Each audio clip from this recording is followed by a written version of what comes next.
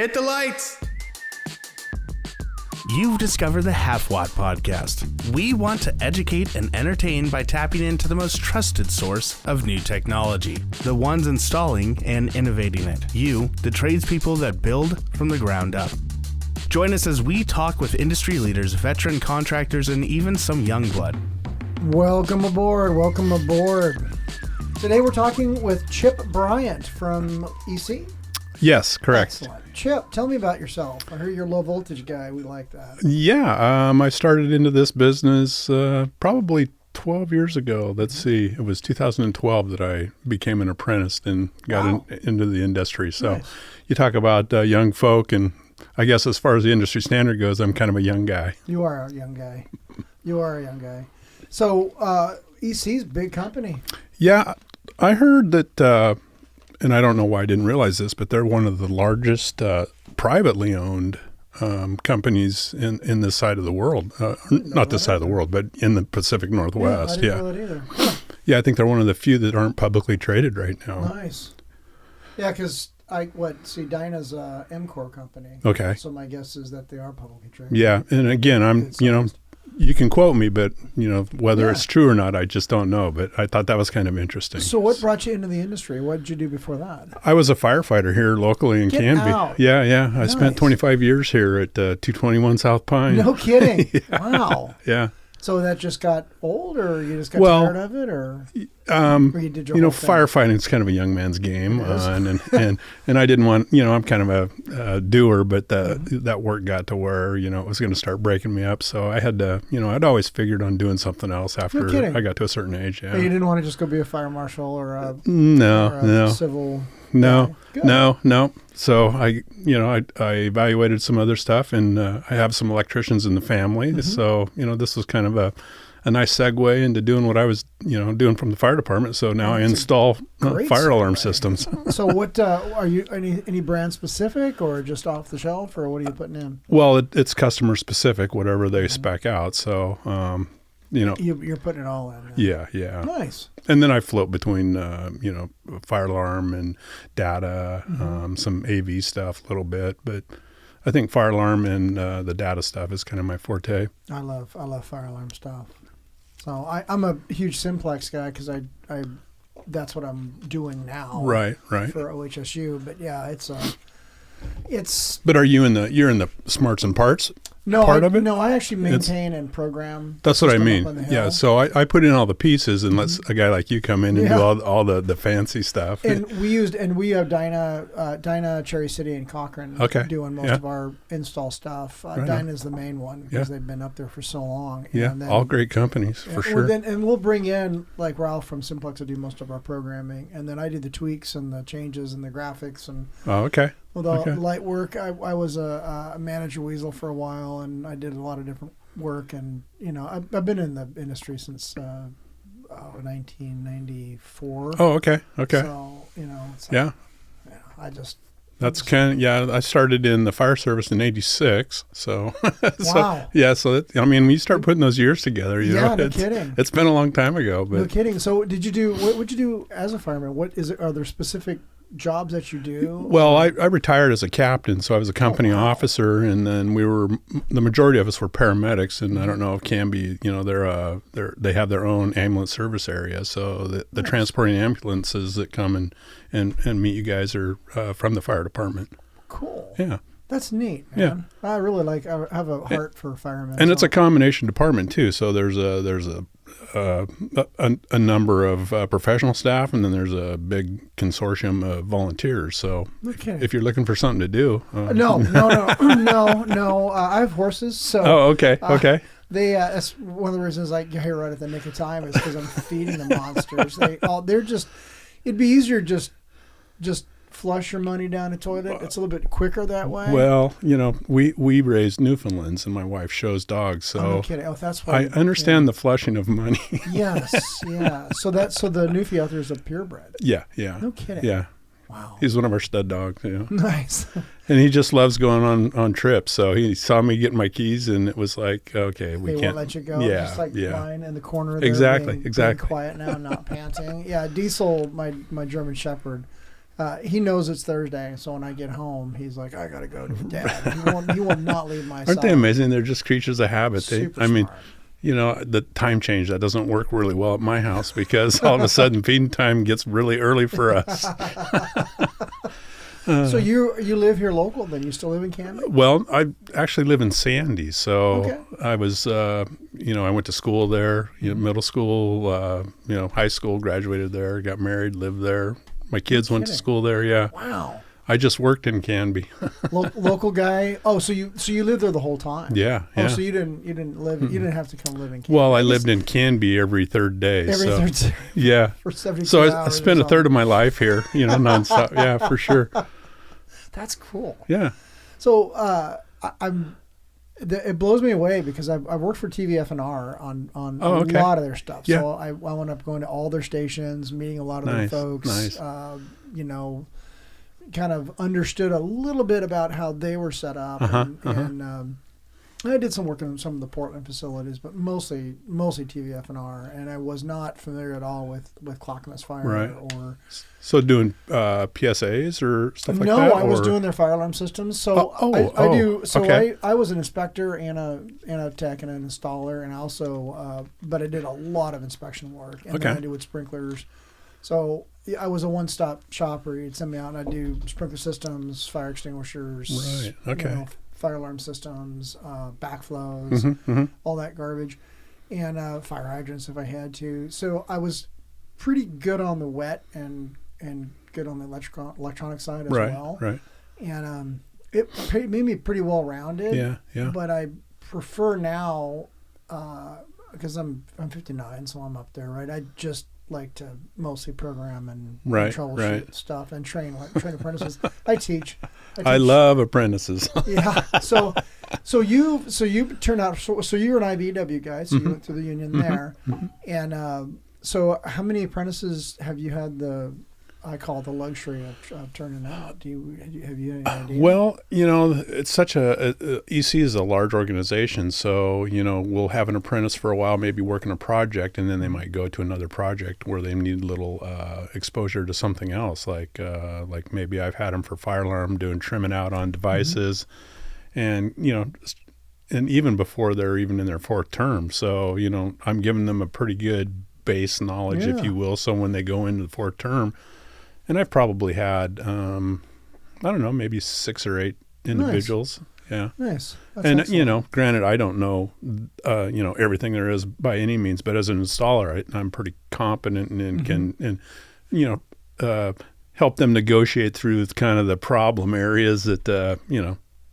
you know, there's some, you know, there's always some in each, if you will, each component of what we do, whether it's data or fire alarm or AV, there's little nuances that you got to watch out for. And yeah, and I'm sort of siloed because mostly what I do is fire. So even, and I hate to say it, but I didn't go through the apprenticeship because I came out of the military. And at the time, Oregon said, well, you have this NEC from the Navy, so you can take the test. If you can pass the test, then it was before it was LEA, it was JLE. And, you know, pick off the endorsements that you're familiar with. So I went, Right. oh, well, I know these 5 things, you know, so took the test and passed, and they said, okay, poof, you're a JLE now, go about your business.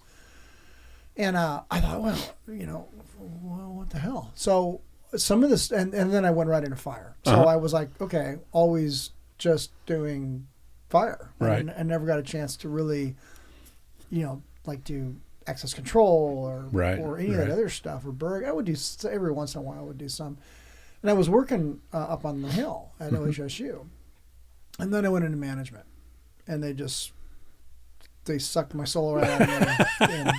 so you never got to put tools on again for. Oh God, no, I did. Oh no, I absolutely did. I went Working into management, working and manager. they tossed me right on my ass.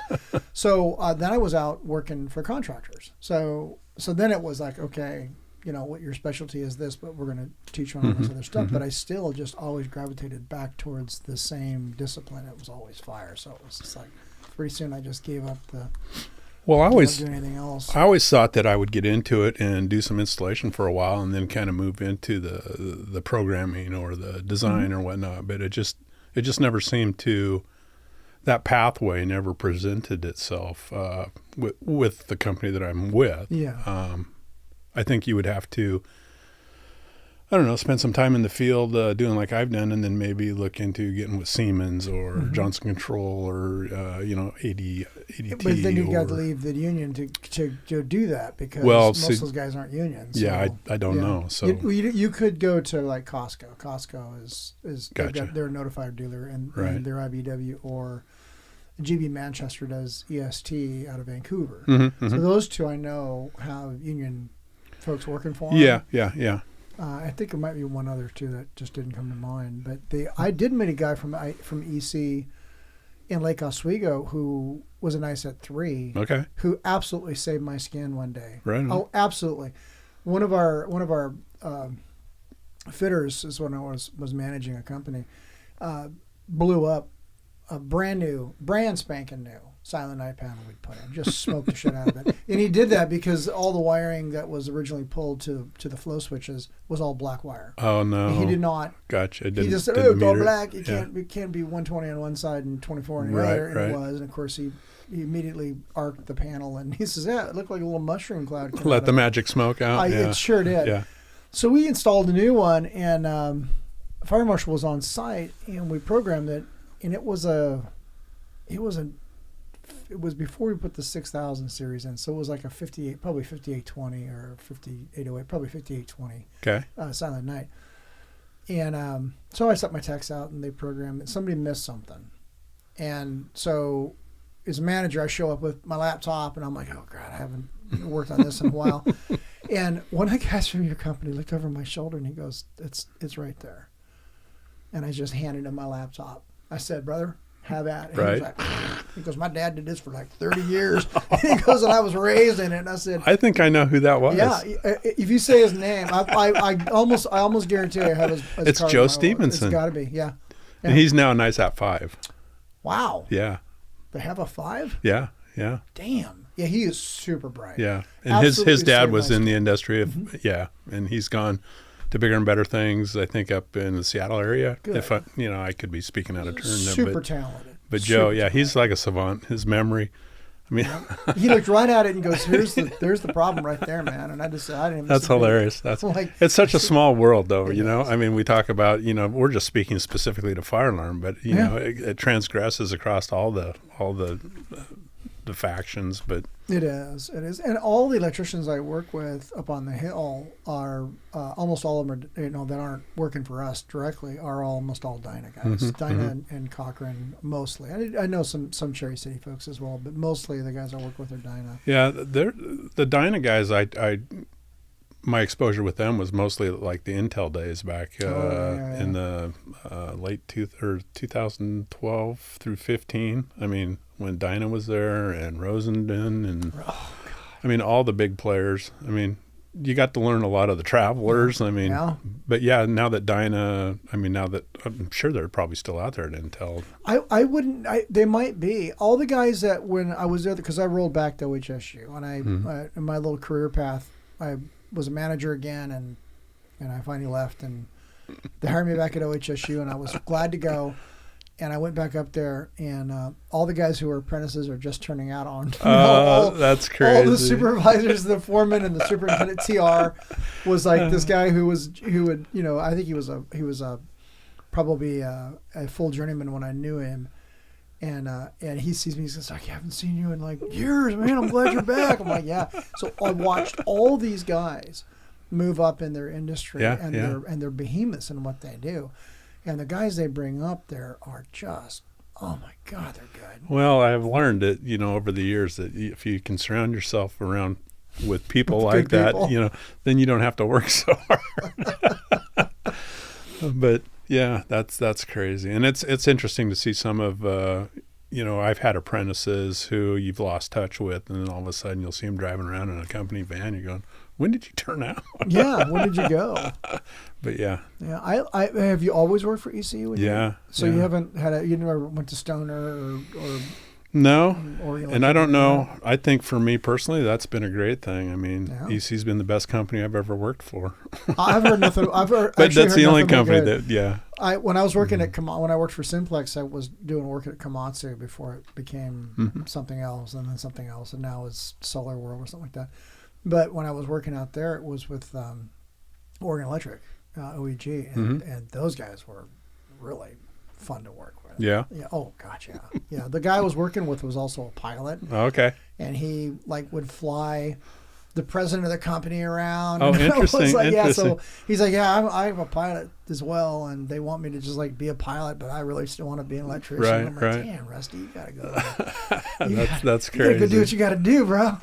So yeah, I had a good time. I experienced a lot of stuff in my little career path, but fire been pretty good to me. Yeah, That's good. The best way for Good. me to put it. That's been good for me too. Yeah, it makes us happy. Yeah, because you're doing something. It's just like when you're a firefighter, you're doing something to save lives. Right. This is a defensive art that we're practicing. We're not out here, figuring out ways to make people's life worse. Right. And I'd be lying if I didn't say that I do preach and walk the walk about early detection is the most important thing there is to saving lives. So. I have to agree with you. And sprinklers. And sprinklers for sure. There's that hierarchy. There's the sprinkler fitters, and there's the fire alarm installers, and then the HVAC guys. But sometimes they get confused a little bit.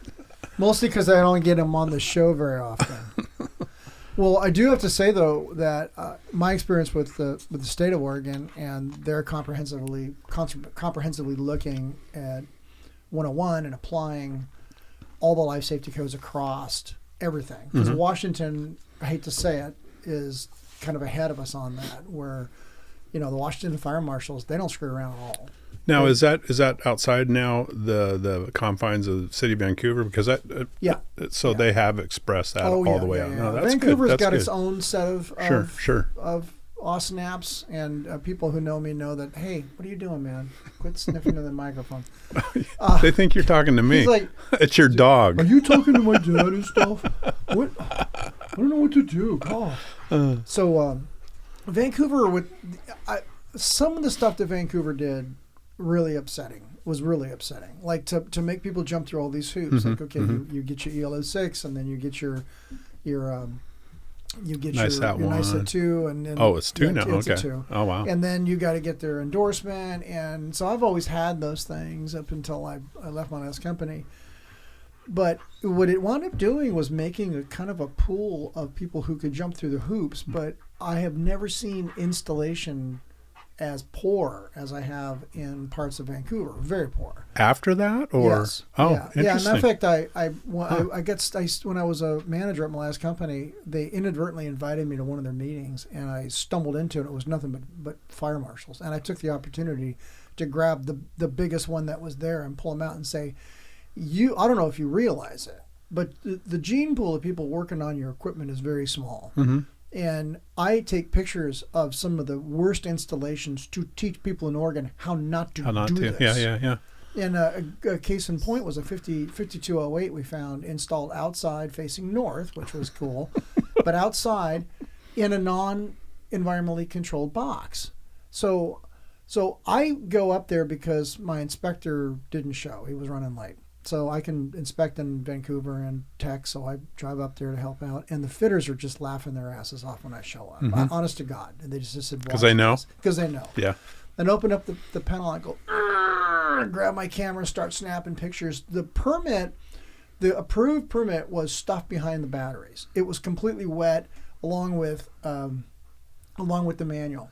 There was a terminal board with 120 volts on it, right smack above the batteries. You know, a 5208, you've got above the batteries, you got that big gap. So right there they mounted it with exposed 120 that went to a transformer that they also mounted in the cabinet and brought 120 off the chassis for the panel into that transformer, 24 AC out into a panel or into a radio that was jammed in a small plastic box with its antenna just kind of bent over to one side.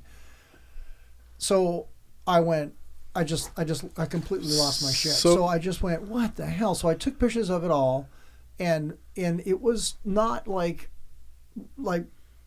like it wasn't like in a locked cabinet. It was just like a Hoffman enclosure. Like anybody, like a NEMA 3, not even a NEMA 3? No. So I took all the pictures of it and I started showing my students in the fire alarm course, and I said, this is how you don't do this kind of stuff. So it died a few years later, of course. And when we went to install it, they wouldn't let us put it in the building for whatever reason. There was just the owner was weird. So we bought, an enclosure with a heater built into it, which ain't cheap and ain't light. Right. It took 3 guys to hold it on the goddamn wall so we could get it on. Right. And it's installed up like 5 or 6 feet up off the ground because that's the only place we could fit it on that north wall. And anyway, we got it all put together the right way, and that was the tipping point for me when I started to really like lose it on Vancouver. And this was probably the 10th or 11th installation I had seen. So I don't understand the connection there with their enforcing the requirements a little higher makes it. Know. I mean, that seems counterintuitive to me. It does seem counterintuitive, but this was the case that I saw everywhere I went. I mean, I went to a 51. You know what a 5104B is? Just the dialer. I went to a 5104B where the bell circuit, the 12-volt bell circuit, was run almost 400 feet or 300 feet underneath the ground to a bell that was attached to a flow switch on a house, on like a duplex. So I'm running this, and I can't run the sprinklers up there because I'm not a licensed sprinkler monkey in Washington. Right. So I could run the water flow to test the bell. See if the flow would. But that was it. I'm not doing a sprinkler inspection. So I ran the water flow, and the bell went ring, ring, ring. So I whip out my meter, and I'm like, I've got like 6.3 volts. It's just way too far. What the hell's going on? Or grounded out or something. Yeah. But it was a completely illegal installation from beginning to end. And I just, I would just like write up just these terrible write-ups. Like, this can't be. You just can't do this. Every time I turn around, I would run into something like that. Every goddamn time. So I said, look, choose 10 buildings across the river. Let's go see if that's what's happening in this pit we call Oregon, and just to see if I'm wrong here. So she goes, look, calm down. Jesus, okay. Well, we'll do what we can. Now, north, like in the actual state outside of the Kingdom of Vancouver, I had nothing but love for what I saw. And the closer you get to Seattle, bizarre. The more strict it got. And so my company had a branch that worked out of Seattle as well. They're complete draconian thugs up there. You go to a different jurisdiction. And matter of fact, I've taken sprinkler training out of the Washington State Patrol stuff that they had, and they were not screwing around. So some of the fire marshals up there would walk into like an assisted care facility, and they did this up in Battleground, and they said, look, we want to know what's going on with the fire smoke dampers here because we don't have any record of this ever being tested. Right. So I contracted with a company at the time. The guy was really knowledgeable. It was excellent. He went through, we thought we had 18 FSDs. There were 49. Oh, my gosh. And you know how many of them passed? None. So the guy had to replace all 49 of these fire smoke dampers and then verify that they were working. And so I'm like, great, I'll use you because I need a good HVAC contractor that I can use to do this kind of work because I can't get a hold of one. And CMS requires that these things get tested. So it turns out that Washington was looking at everything in a building from fire alarm sprinklers, door seals, fire smoke dampers, fire dampers, fan shutdowns, smoke. Where's your smoke product going? How can you tell me what's going on? If we're going to have to fight this in place, then what's happening? Even to the tune where Nick Wolden was looking at the rating of the bulbs in the not the bulbs but the ballast. I'm sorry, in the kitchen hoods. I had a little brain fart there. In the kitchen hood, he would look at the links and go, why are there 360-degree links in these kitchen hoods? Show me the evidence that they need to be that high. Why aren't they lower? Like, this is the place where we're going to have fire when your suppression system goes off. This is it. I want to know how you knew to put in 360s and not, where's your permits on all this? What the hell's going on here? Well, then the Oregon State Fire Marshal said, we like what they're doing, and we want to do that as well. Mm-hmm. So we want to comprehensively look at a building and say, hey, it's not just your fire system we want to see inspected. We want to see all of this stuff go. Well, because it's all interoperable. I mean, if Absolutely. one component doesn't work, then the whole system. Then the whole thing doesn't work. Yeah. And it doesn't do you a damn bit of good if you're informing patients that you've got a problem if smoke product isn't getting taken moved care out of. the Yeah, building. yeah. And I was super excited to see all that, start to see Oregon kind of go, we're going to follow that lead. But I will tell you that when I left my last company, as of my leaving, which was a couple of years ago, I still couldn't find a good HVAC vendor to walk in and systematically test and tell me what the state of the fire smoke dampers were. Period. I just could not find one. Because it's not that difficult to go watch those operate. I mean, it's not, but it is difficult to get them certified and to get somebody who's qualified. Because you may yes, post installation, like who's going to a write year their later. name to that? Right, that's true. That's true. Right? Yeah. And so when I got back to the Hill, it turns out that the guy I work with, one of the journeymen I work with, I've actually interviewed him on here. He's like a subject matter expert on these things, only because he had to become that. Right. And so the Hill comprehensively looks at fire smoke dampers and how we're going to move smoke product, because obviously you got to defend them. Sure. Yeah.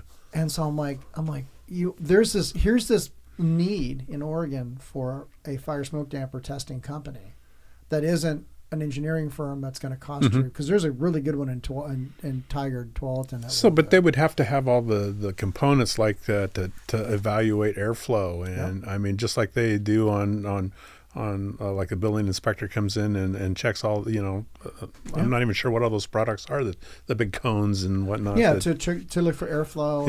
Yeah. Huh. And that's exactly it. And so there's a missing component right now in Oregon to have that, of a good company that I can hire that won't cost an arm and a leg, isn't afraid to go find these things, and then make sure that, hey, it's just like putting in duct detectors. If you put a duct detector 21 feet in goddamn air and then put a T-bar ceiling up, and I can't service it. I can't service it. Right. What did you do? Right. Well, like, I don't have anti-gravity boots yet. Yeah. How am I going to get to it? Right. And so, I'm excited to see you with your fire background in this industry, because you could go, hey, it doesn't make sense to put that there. What are you thinking? So I get off my soapbox, but that was really my. Well, experience. It is kind of disheartening though that they've changed those criterion, and then you see the workmanship kind of take a problem because of that. I mean, I don't, you got. It doesn't make sense to me either, but that's exactly what I saw. Huh. And I had worked up there with Simplex in the 90s, and then I went to the Hill for 10.5 years, and then I got bounced. So, because I did electrical work for 8.5 for them, and then I went into management, and then my soul and this whole thing. So then I worked for a couple of contractors, 3 contractors, and then I came back to the Hill. And so in my time being gone, I could definitely see some changes that were fantastic. Well, that's good. That's good. Yeah. But having been working as a contractor for 3 different companies, right? We all suffered with the same thing, was that I could not find a good comprehensive. And you still are not able to. No, and it's a big damn deal, because now as we all know, smoke product is what kills people. Yeah. It's not the fire. Yeah. The fire, by the time the fire's got you, you're already dead. So. Right. And with all this newfangled stuff that burns and outgasses such wonderful gases, that's the deadly thing. So to me, the fire smoke dampers and the how we're moving that product is as important as anything else we can possibly do, and no one has a bleeding clue. And because over the years too, some of those systems, the relay goes out and nobody ever does anything with it, and the M101s fail. Or the damper, if it's like a pneumatic damper or even electric damper, like the Honeywell electric dampers, when they fail closed. Right. Then if your HVAC people aren't really going, well, wait a minute, we either will rig the damper open, or it's in a place that you can't get it. Right. Like there were so many installations made where the dampers were just physically they're physically difficult to get to. You cannot get this. And I can think of at least one in my own travels that we were changing relays out. For whatever reason, I think the new system wouldn't speak to the old relay. So, but yeah, access was an issue. Well, let's put it here and then we'll build everything around it. And exactly. And sometimes that is problematic. And so the guy I work with now he'll go out and he's getting his LBME so he can work on this voltage like all the time. He'll go out and replace these things. Mm-hmm. So his whole thing is that he didn't want to, but he's become an expert at changing out the motor controllers. And he knows like the Honeywell product, and he knows this other product, not the Honeywell, the Bissimo or whatever. Yeah. I can't say the name of it. It's Italian.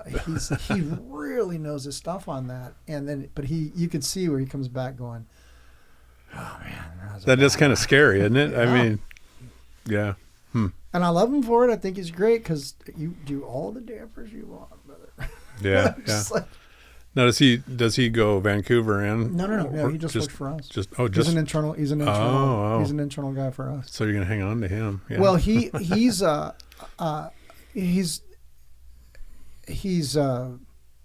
exceptionally good at what he does. He doesn't think he is, but he's full of shit. He really is. So good. are you able to locate all your dampers? I mean, are you still every damn one of them? Oh, good. And they're marked off on CAD, and they're marked off Right. on where they're at, and how to access them, and the that's frequency. that's so important. I mean, I've worked on a couple where go find these, and the addresses aren't right, or they've been through a couple rebuilds or additions, and there's just nothing. You get the blueprint, and there's a section of building here that I'm standing in, but it's not on here. So Yeah. go find the smoke dampers. But Well, when I teach my students, I teach that the whole life cycle of a building, from the time they buy the dirt and decide to dig a hole in it and get your permits, to the time the building goes up, to every modification made, is supposed to have record sets of everything. Right. This was approved by the fire marshal to put it in this way. Then you modified it. You added this wing. Here's all the records on that. 50 years later, we're going to demolish it with a wrecking ball. Here's all the closeout docs. There's the life of the entire building. Right, yeah. But that's one of those perfect. This is perfect. It's the perfect world. Oh. Well, with technology the way it has gotten, though, it should be a little bit easier than the old day of the hand-drawn, you would think. I mean, you would think. But it's still, like the way that the Hill handles it is unique because we have our own staff. We pay big bucks to have, a guy who does CAD work for us and all these engineers and all this stuff. That's to keep your doors open for accreditation. Yeah. So in the healthcare industry, you've got no choice. They're forcing you to make sure that you've got your act together. Yeah. Now, why they're still working off of 2010 and 2011 code, that's another story. Right. But they are. But unless you're dealing with, convalescent homes and assisted care living facilities and independent living facilities and stuff like that, they all fall under the CMS. But what about schools, or what about Class B occupancies, just buildings? No. You go down here and you find a 4-story building in Canby. What's the odds that building has been maintained? Right? The odds are probably pretty low. Yeah, because I think the old bowling alley. I think about that. It's got one of those roofs that are specific to you collapse under a certain fire. But if you look at these buildings now, I mean, the bowling alley I think got torn down, but there's another one that was similar to it that you wouldn't even know that was that kind of. Oh, well, that's like an arched. Yeah. Oh, really? Those things collapse on you? Well, in the event of a major fire. Yeah, well, that makes sense. Or earthquake. Yeah, it's and I'm not knocking it because Class B occupancy, you get out. I mean, I got into it with Clackamas fire one time. I got on my high horse one day and called a fire marshal, and this was right in about 2009 or 10. So the end of the Depression and all that crap. And I said, look, I'm at this, it was Gart Sports, the one in the Promenade. And I says, I'm at this place, and all the goddamn heads are spray painted here. Oh my God. And she says, and I said, I don't know. I says, I've been writing this up, and I don't know why this has just fallen through the cracks. And why they can stay open. Why they were staying open Yeah. and what's going on Yeah. here. I thought this was Without really abating important. the- And yeah. she, man, this woman, she tore a hole in me. I still can't heal. And she basically said, I appreciate your zeal, but shut the hell up. Our biggest concern in this county is multifamily dwellings, high density, where people are, and obviously healthcare. That's it. I don't give two craps about what's going on at the sports place right now. I don't have the staffing to care. Gotcha. That's a commercial facility. It's a Class B occupancy. Everybody's going to get the hell out when it's on fire. That's insured. Right. Oh, I see what she's saying. And she says, do you see your priorities? You see your priorities The one way. life loss is Negligible. Gotcha. It's because there's nothing. Who gives a shit if it burns down? Right. Because the most important thing for us are people. Mm-hmm. And no one's going to get hurt in a facility like that. If you got So if you'd have seen similar things in kind of a convalescent home, big or deal, yeah, huge deal, Yeah. and that's what she said. Gotcha. She said, "I appreciate where you're coming from. Well, I that know makes what sense. you're trying to say. Best utilization of your Best resources. utilization." But she goes, for "But sure. where we're at right now is people, and where the people are at is apartment complexes and those things like that. Duplexes. Whatever those things are the highest priority. Right. You're looking at it with skewed vision. Gotcha. So have a nice day." Well, yeah, but they're paying you for your service to go out there and do that, and then. But I understand what she's I saying. do too. Yeah. And Portland's got their own different ways that they handle it. Mm-hmm. I'm sure you run into that because you work there. So Yeah. I think in my heyday it was the hazardous materials was, I think there's we're back to life safety though. I can see what she's saying about. I do too. Yeah. And this was years ago. This Yeah. isn't a recent thing. It was literally when the economy was tanked, and I was writing all this up all the time, but all I was doing was commercial accounts for the most part. Gotcha. And I kept saying, I walked into a place one time, which was an egregious error, and they did come, like they just unlaunched this place. Sure. But I went into a place where it was like a warehouse, like a tilt-up, but they had built an entire second level, and it was like for for home. Oh, gotcha. Yeah. inside the building. Right. So you had one bathroom in the middle that had a sprinkler head in it, and then you had this entire decking that they had put up, and then all the machines to run the laundry facilities. It was like a daycare, it was like a dry cleaners. Interesting. And they were just storing the clothing there. They weren't actually dry cleaning it there. Oh. So you've increased the combustible load tremendously. The fire load for sure. And I said, hey, wait a minute. You have no sprinkler heads below this big place, which took up like 80% of the room. And the guy went, "Oh, we never thought of that." And that's the way till the fire marshal gets a hold of it. Right. They'll make you think of it. That's kind of like putting chains around doors, kind of thing. We're going to cement this door closed in case somebody tries to open it.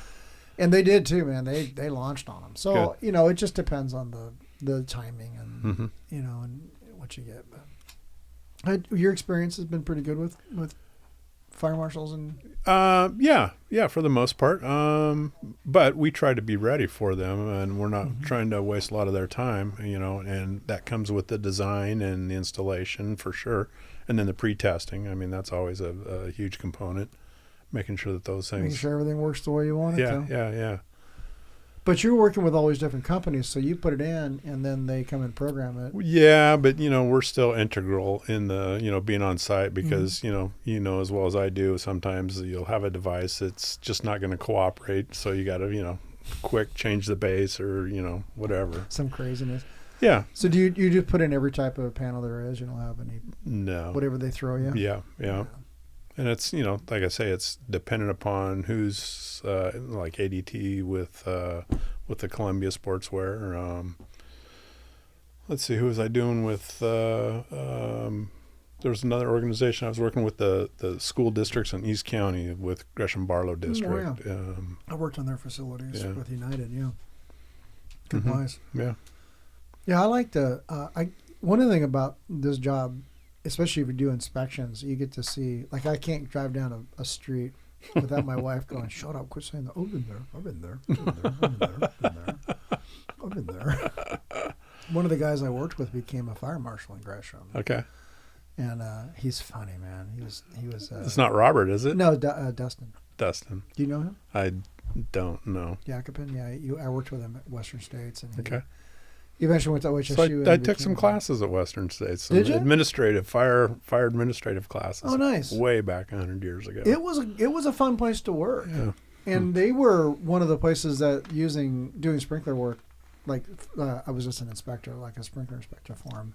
I got to see Facebook and OSU. I climbed all the way through all of OSU's buildings. Right. So I saw some really cool stuff. Yeah, that's nice. That's nice. They got their own reactor, you know. I did not know. Yeah, they do.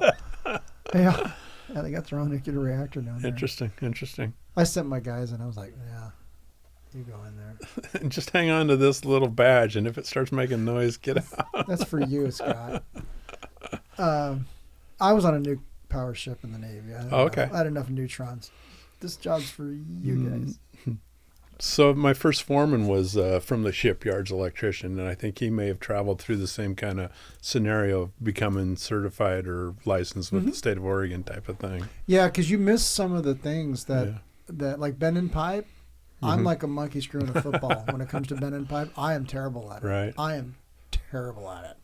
Well, I'm pretty good with offsets, but you get much past the offsets, and I can struggle. It goes sideways. three bend saddles, forget about it. They sent me up to Klickitat PUD one time to work a job up there, and my boss says, "Oh, I think they want it in rigid," and I'm like, "I can't bend rigid. We got to be out of your mind." He goes, "No, I'm an EMT." I said, well, "Pick one." So I put. Yeah, I put inch and a half EMT. Oh God! No. So I put a half a dozen sticks on my van, and then I threw 100 foot of flex in, just in case, because I'm the king of flex. So I get up there, and it turns out to be this bearing. It wasn't a bearing; it was a steam generator. Okay. So it was a cogen plant. So these guys would collect all the methane off the dump. It's a fun place to work. Collect all the methane, clean it, pressurize it, pump it up to where we were at, and then they had two gas turbine generators that would burn the methane.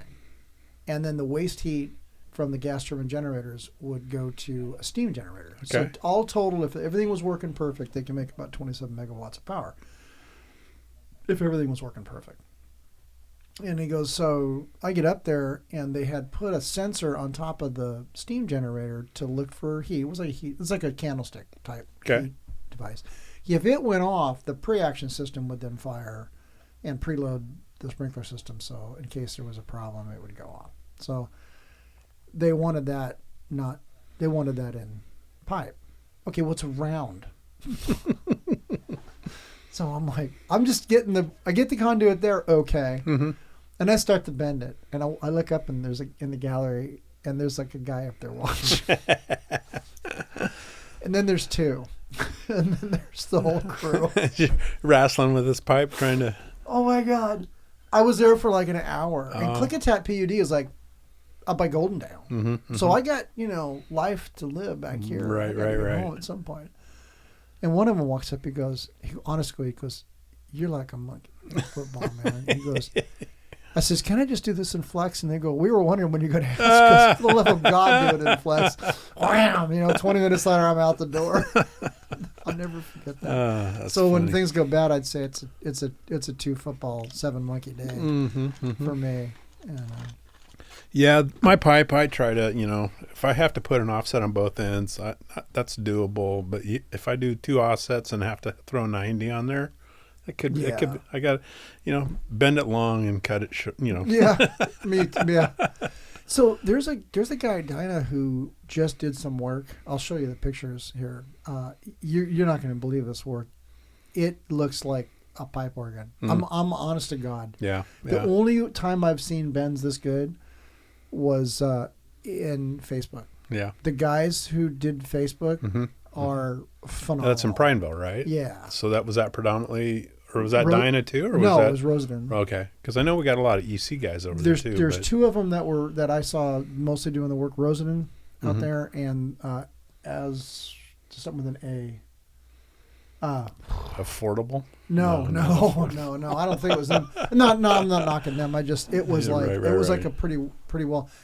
They like those guys, those electricians on site out there. Those high voltage guys were just it's nice. It's and I'm happy that I'm able to appreciate the work that sometimes that I see that, because you know as well as I do, it's tough. Oh, it's for sure. It's crazy tough. Concentric, corners. Yeah, and, I'll show you this work on this. You're not going to believe this crap. It's just unbelievable. Matter of fact, Alan, my guy I work with, drugged me into this fan room. He says, "You're not going to believe it. Come look at this crap." I was like, "Damn, dude!" So I show my students this. I said, "This is Jason Wells, the guy I worked with. He's working for PSI, but when I hired him, he came from Metro." Okay. And I hired him to do some work, and we sent him out on a job. And I looked at his pipe work, and my jaw hit the floor. I was like, "You got to be kidding me!" Yeah, those guys make it look easy. They make it look so easy. Yeah. I was like, "How do you do that?" There was a guy I'd crossed paths with that worked for EC that lives out in Silverton. John was his name. A similar type of thing. You walk into a mechanical room, then you look up at the ceiling, you go, "Wow." They should be proud. Yeah, for sure. I mean, because... But anyway, here we are talking smack about these guys who do that kind of work. Well, anyway, so you've been doing this for a while. You like it? I do. I think I've got a few more years in me. I don't know. How old of a guy are you? I'm 62. Yeah, you're old as hell, man. You really are. I'm still trying to figure out what I'm going to do when I grow up. I'm 59. I don't know when I'm going to quit. Right. I just don't know. I just don't know when I'm going to quit. Like, the wife wants me to quit soon, but I don't know how. Well, if you still enjoy your work, I mean, yeah, that's the thing.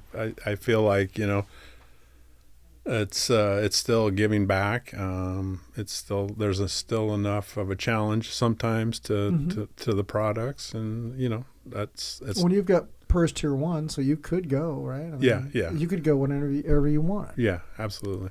So it's a choice. And and that's that kind of puts me in a little different mindset too. So I'm just like one bad day away. I'm punching. Well, but you like your gig, otherwise you'd be gone. Yeah, for sure. So are you like working 5 days or 4 10s or 5/8? 5/8. Yeah. No?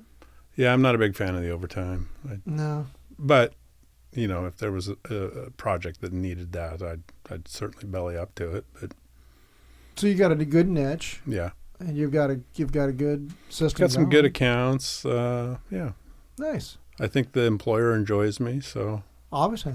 So tell me about Columbia. That's a pretty big name. Yeah, their main campus is growing. It's out there off of Murray Road and Science Park Drive. Mm-hmm. They've acquired quite a few properties out there and going through and redoing most of their. Next to Sunset High. Yes. Yeah, right behind Sunset High. All around Sunset High. Yeah. So it's a lot of cubicle work, a lot of furniture, a lot of IDF reconstruction, nice. And starting to move fiber between the buildings now. So fiber's cool. Yeah, fiber's really cool.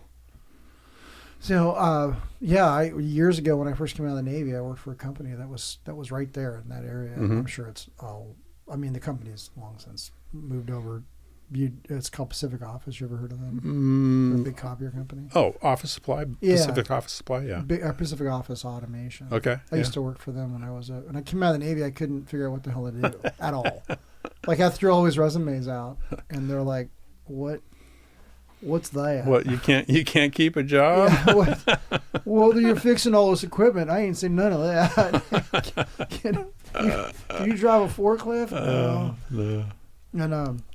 And so I went to work and fixing copiers for them, and they were actually on Science Park Drive, right in this little cubby hole right behind. Yeah, so they from everywhere from Home Depot on and around the corner, they pretty much have taken over. So they own that whole thing. Yeah. And Mentor Graphics used to be there too, or some other wild company.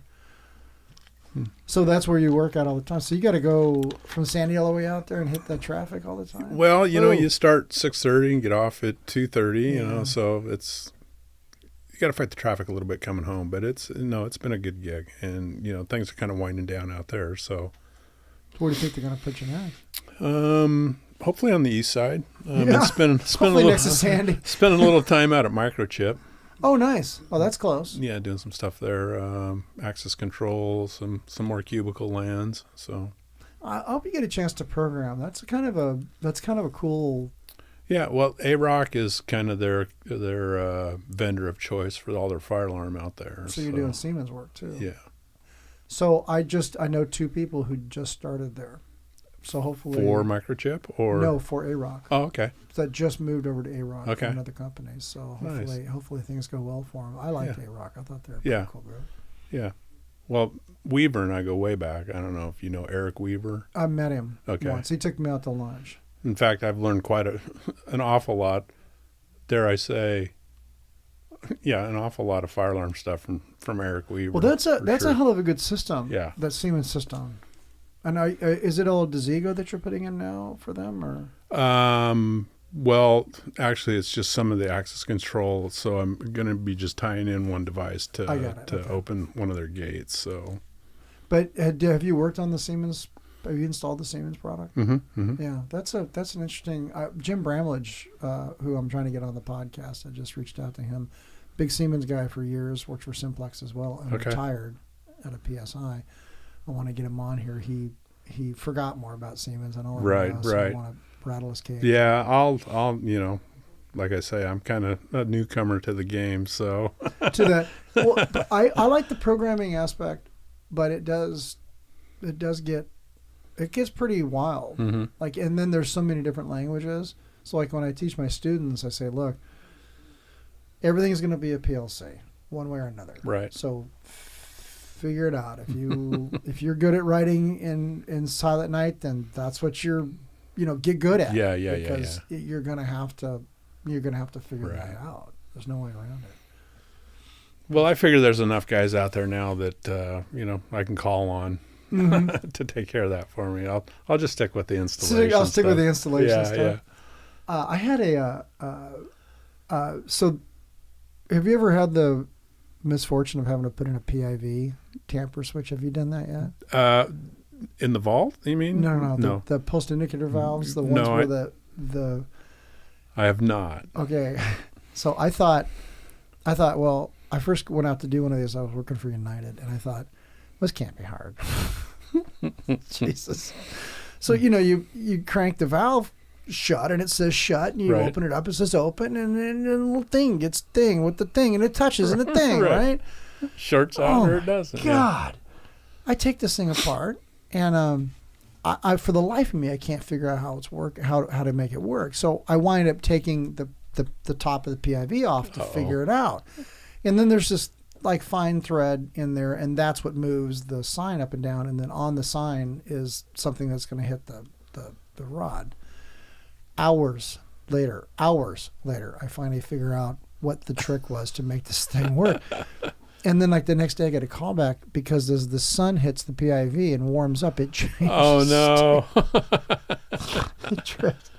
And this was at a place called Bartell's, which is an insulation company. So I run back out there. Like, oh, my God, I'm off by a thread or two. Like a thread or two.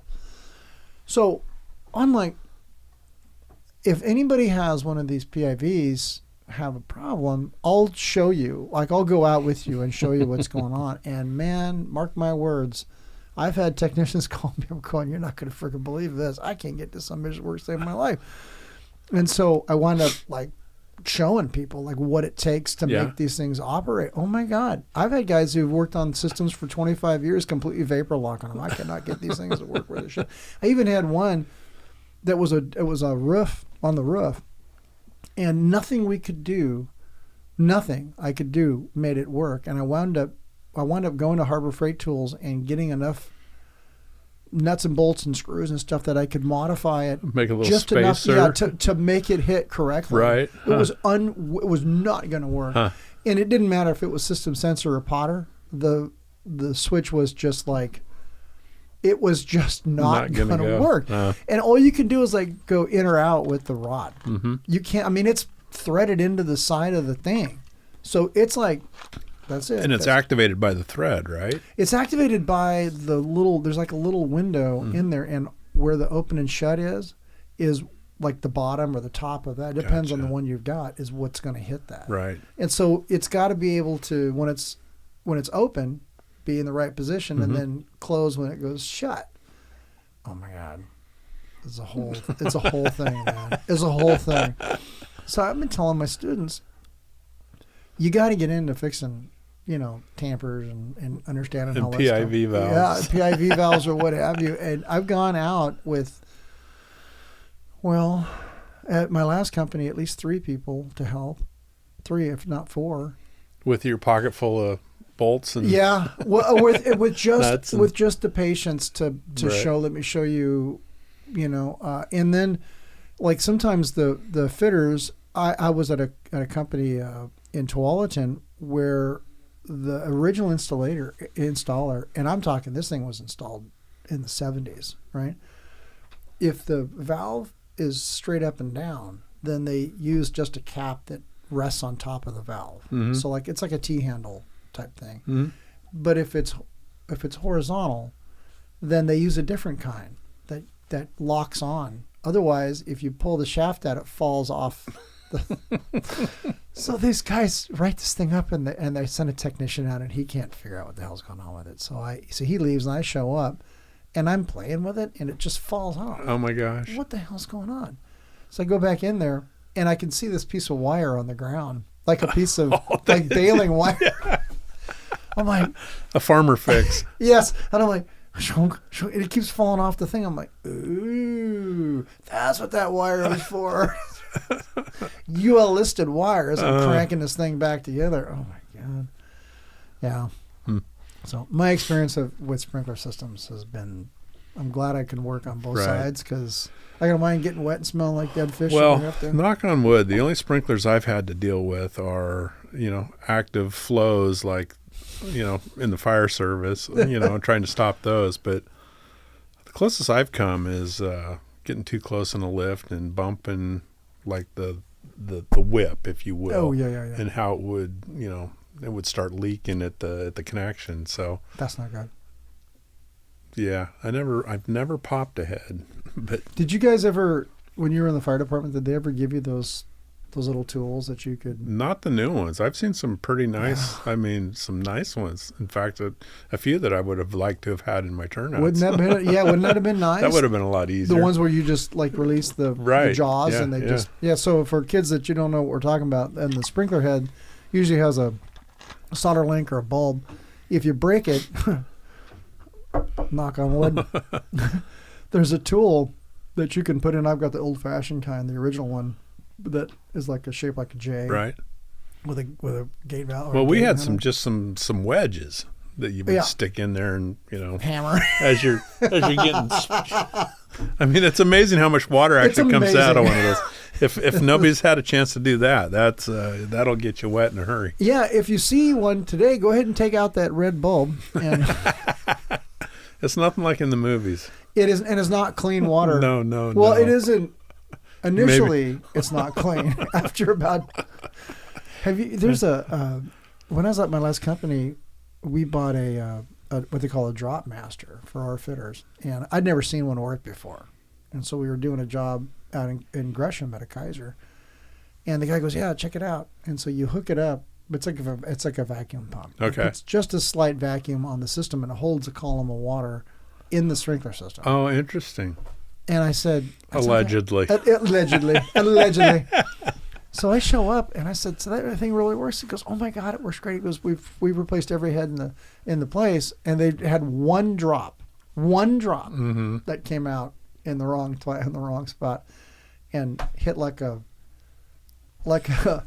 comment box and stained it. One drop. That's out of pretty the whole, good. That's pretty damn good. Yeah, for sure. So I was like pretty excited about that.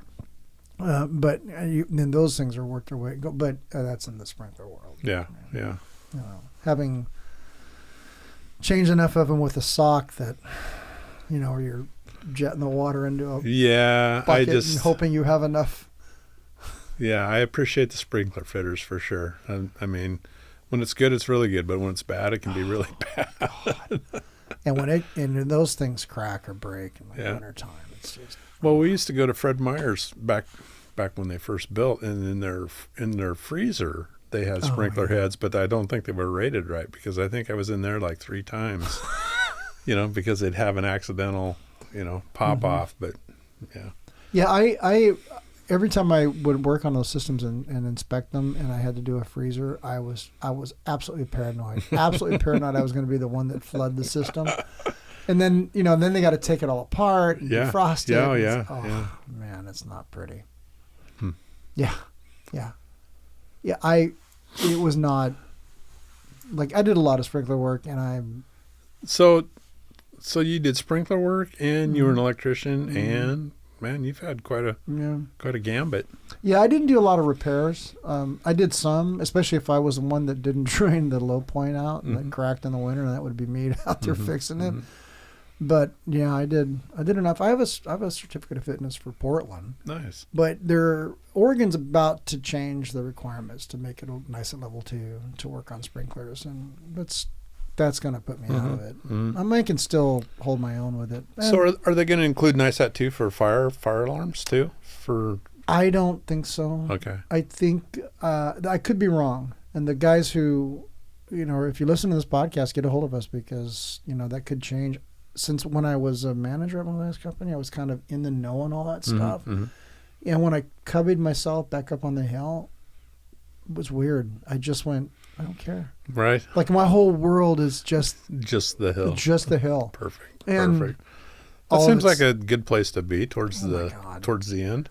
I bicycle up there. Oh. So every day. So I park my car in Smellwood, and I bike up. I have on an e-bike. Nice. Rain or shine. Nice. Yeah. And work all day. Work 410s. Come home. Clock out. Perfect. I don't even know what the hell's going on right now. All my underlings handle that. Yeah. Yeah, it's not bad. But we do have a sprinkler guy up there who handles all of that kind of work, and so I don't have to do like that. But I'll I'll go in there if they need help. I'm intrigued with the smoke damper thing. Might have to get some people looking into that. It would be, if I could wiggle my nose and create a company, it would be a fire smoke damper testing and repair company. And I have all the business savvy of a drunken mule, so I am not a business guy, so it's just not me. Interesting. But yeah, that's where the industry's needing people, is doing that. So anyway, well, man, I appreciate you coming in today. Yeah. Thanks for having me. Was it fun? It was. Yeah. Like I said, this is kind of I've never been on a podcast. This will be kind of a nice little bucket list thing. So. It is. This is a studio that these guys built. And, it's pretty amazing. I'm thinking that we're going places with it at some point. Maybe. Your next career. I would do this, actually. Yeah. I would do this for a career. It wouldn't be hard for me. But I did a podcast last week here that kind of leaned towards some of my hobbies, which this is what's in. I didn't get a chance to take all my stuff out, but we'll see how that one flies, because it's kind of different. But I'll show you when we get off the air here. So, and I want to show you that picture. Should I be nervous? No. It's not that kind of hobby. Well, thank you, Chip. Thanks for listening to the Half Watt Podcast. We always want to hear from you, and we encourage you to email us at halfwattpod@gmail.com with questions or even your own stories.